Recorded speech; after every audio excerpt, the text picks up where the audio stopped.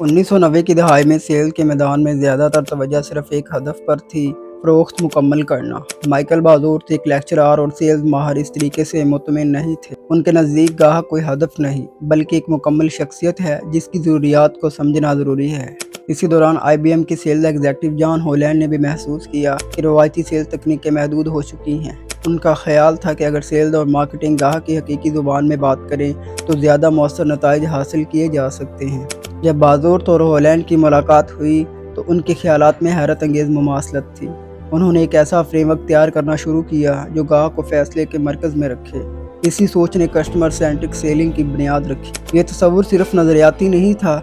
दोनों माहिरीन ने मुख्तलिफ कंपनियों में काम करने वाली सेल्स टीमों, मैनेजर और ग्राहकों से गुफ्तगू की। उन्होंने सीखा कि कामयाब सेल्स उन सूरतों में होती है जब ग्राहक को सुना जाए, उसकी ज़रूरियात समझी जाएँ और हल उसकी ज़ुबान में पेश किया जाए। जब बाजूर और हॉलैंड ने मुख्तलिफ कंपनियों के सेल्स डिपार्टमेंट्स में मुशाहदात किए तो उन्होंने चंद ऐसे असूल अक्स किए जो बार बार कामयाब नताइज देते थे। ये असूल सिर्फ नज़रिया नहीं थे बल्कि उन सेल्स पर्सन के तजुर्बात से जुड़े थे जिन्होंने वाकई फ़र्क डाला। वो मशवरा देते, ज़बरदस्ती नहीं करते। वो गाहक से सवाल करते ताकि असल मसला सामने आए, ना कि जल्दबाजी में हल थमा दें।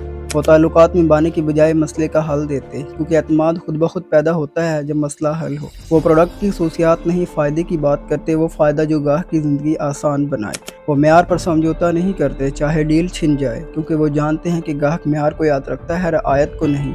और सबसे बढ़कर के वो सेल्स और मार्केटिंग को एक टीम की तरह चलाते जो गाहक की ज़ुबान में बात करे, अपनी ज़ुबान में नहीं।